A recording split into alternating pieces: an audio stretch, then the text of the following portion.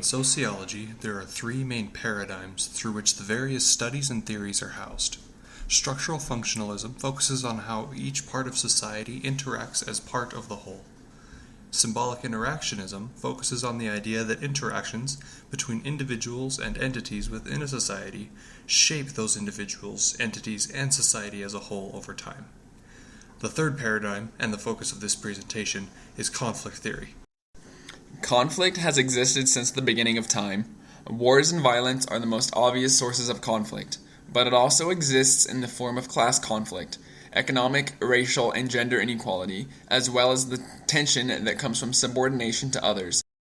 The most basic description that can be given is that the conflict comes from those who do not have control of resources, want control, and those who have it do not want to lose it or share it.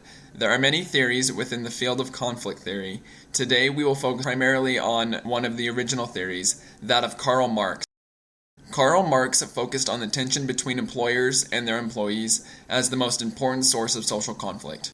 Hello, I am Karl Marx. Did you know that the history of the world is that of conflict?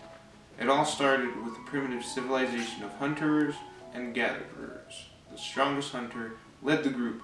This led to conflict because the other hunters wanted to become leaders and people started killing each other. Eventually, the strong realized that rather than killing them, they could force the weak to work, and slavery was born.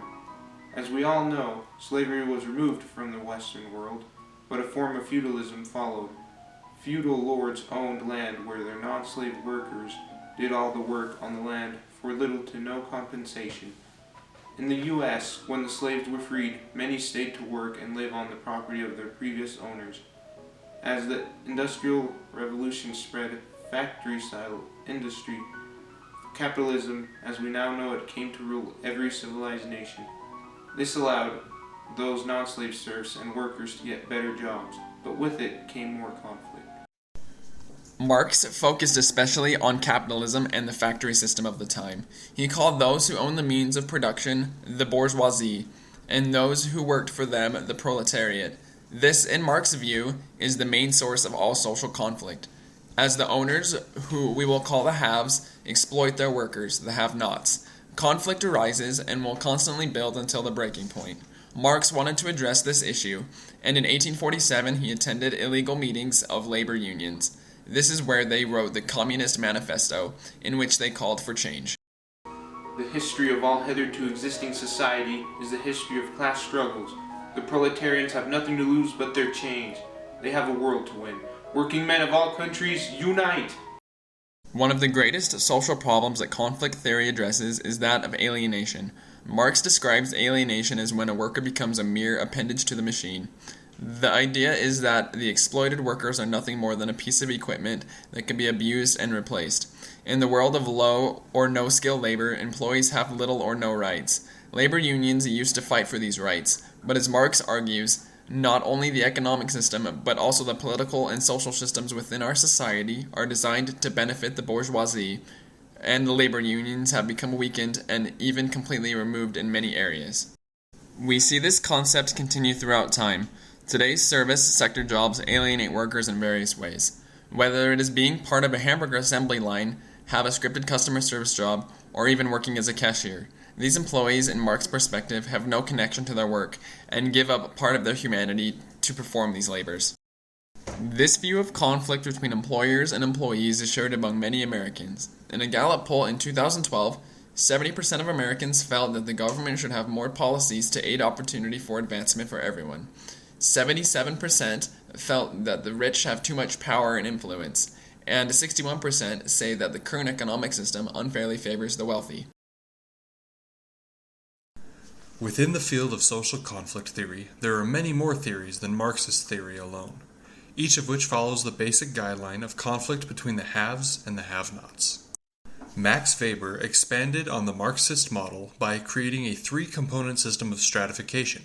The three components are wealth, or the assets you have, power, or the influence you have in your community, and prestige, or the respect given to you based on your circumstances, most often depending on your job. Those with higher levels of any combination of these three characteristics are the haves. Those with lower levels are the have-nots. C. Wright Mills focused similarly on the power a person held, referring especially to the power of those he labeled the elite. These people, usually military or governmental leaders, or even the rich white men, had their interests met, while others were left behind. By pulling away from the economic model, we can address race and gender.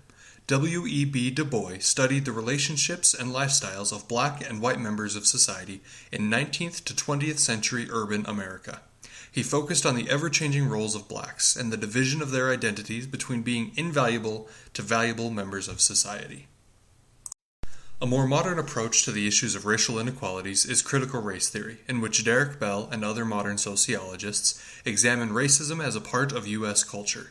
They claim that racism on an individual level is not the real problem, but that institutional racism is running rampant throughout society.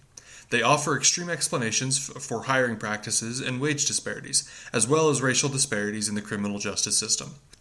It also focuses on intersectionality, where multiple characteristics add together to make some people into haves, such as white suburban men, or into have-nots, like inner-city black females. Of course, one of the most well-known conflict-based theories in our time is feminist theory. It has gained so much attention and popularity that some people believe it to be a sociological paradigm of its own. Feminist theory focuses on the patriarchal society, claiming that men are the haves and women the have-nots. Their main focuses are on reproductive rights of women, wage and work inequality, gendered stereotypes, as well as the objectification of women. These are but a few examples of what is covered within the wide scope of conflict theory. There are many more theories, each with their own claims as to the source of conflict within society. What sets conflict theories apart from structural functionalism and symbolic interactionism theories is that almost every theory about a social problem not only outlines a problem, but most also provides specific possible solutions to those problems. Marx might even say, Society has always been ruled by the few, and it is time for this to stop. As a group, we can overcome this perpetual ruse that some are above others. As the masses work together, we can overcome this unstable system of oppression. Working men of all countries, unite!